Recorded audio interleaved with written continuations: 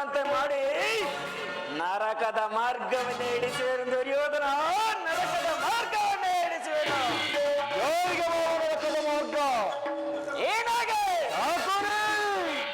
ಅಲ್ಲವಯ್ಯ, ಆ ನಿನ್ನ ಪರಮ ವೈರಿಗಳಾದ ಪಾಂಡವರಿಗೆ ಎನ್ನುವಷ್ಟರಲ್ಲಿ ನಿನ್ನ ಆಗಮನವಾಯಿತು.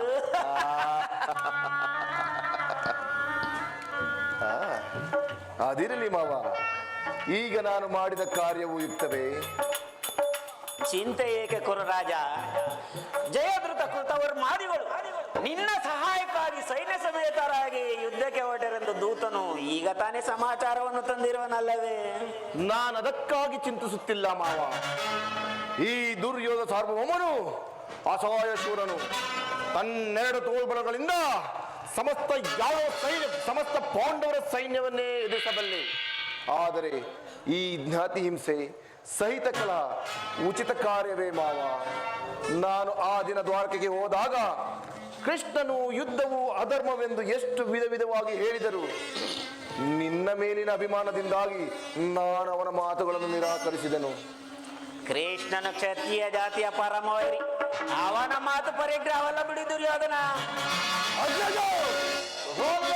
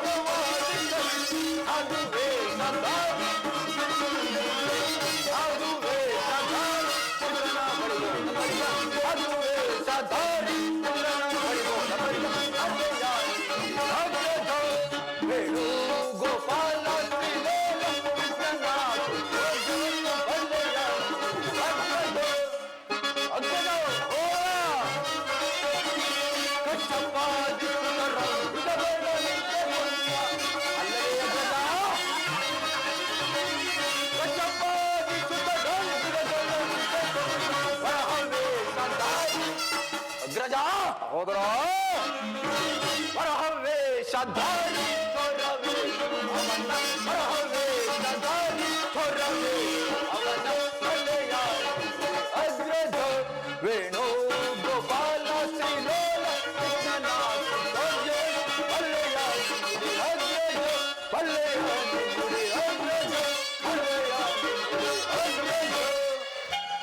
ಅಗ್ರಜ ಹೋದರ ಕೃಷ್ಣನು ಹಸ್ತಿನಾವತಿಗೆ ಬಂದಿರುವನಂತೆ.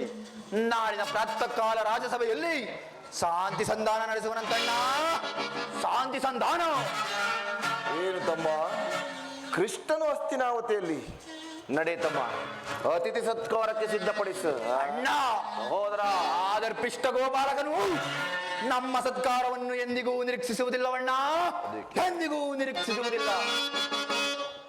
ಅಗ್ರಜಾನ್ವಿತಕ್ಕೆ ಯದು ನಂದನನ್ನು ಅಣ್ಣ ಹೋದರ ಅಗ್ರಜಾನ್ವಿತಕ್ಕೆ ಯದು ನಂದನನ್ನು ದರಿದ್ರಾಂಗೆ ವಿದುರನಂ ತಂದಿತಲ್ಲಿ ನನ್ನ ಕುಟೀರಕ್ಕೆ ಹೋಗಿರ್ಪದೆ ಸರಿಸದ ಸ್ಥಳವು ಎನಗೆ ಅಗ್ರಜ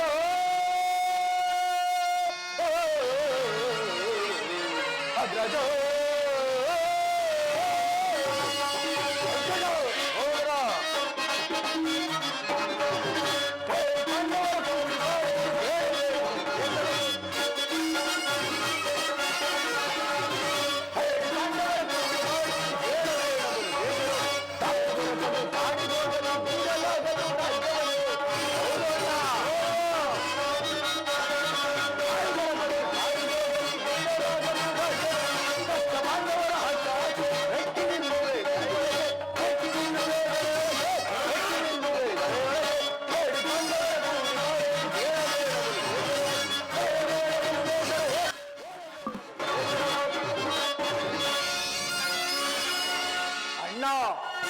ಈಗಾಗಲೇ ರಾಜಪ್ರಸಾದವನ್ನು ದಾಟಿ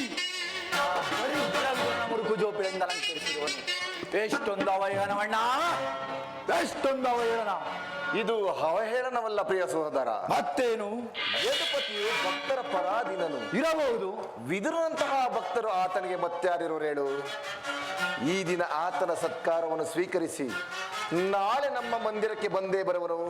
ಚಿಂತಿಸಬೇಡ ಸಹೋದರ. ನಡೆ ಅತಿಥಿ ಸತ್ಕಾರ ಸಿದ್ಧಪಡಿಸು. ಅಣ್ಣ, ಸಹೋದರ, ಒಂದೇ ಕುರುವಂಶ ನಾಶವಾಗುವ ಕಾಲ ಬಂದರೂ ಬರಬಹುದು. ಹೀಗಿರುವಲ್ಲಿ ಆ ಕೃಷ್ಣನಿಗೆ ಸತ್ಕಾರವಂತೆ ಸತ್ಕಾರ ಒಪ್ಪದು ಒಪ್ಪದು ಒಪ್ಪದು. ಎಚ್ಚರಿಕೆ ಎಚ್ಚರಿಕೆ ಅಣ್ಣ, ಎಚ್ಚರಿಕೆ ಎಚ್ಚರಿಕೆ.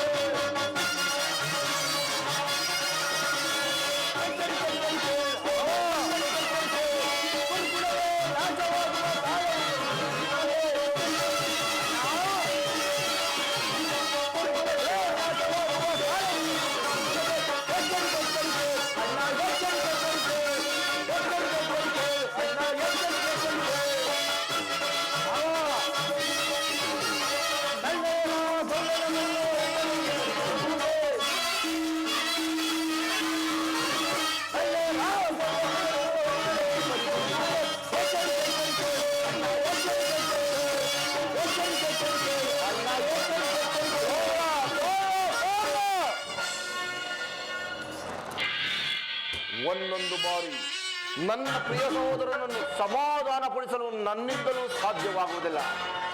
ನೋಡಿದೆಯಾ ಮಾವ, ಮದಗಜಗಳೆಷ್ಟಿದ್ದೇನೇನು ಈ ಸಿಂಹಕ್ಕೆ ಸರಿಸಾಟಿಯಾಗಬಲ್ಲರೇ?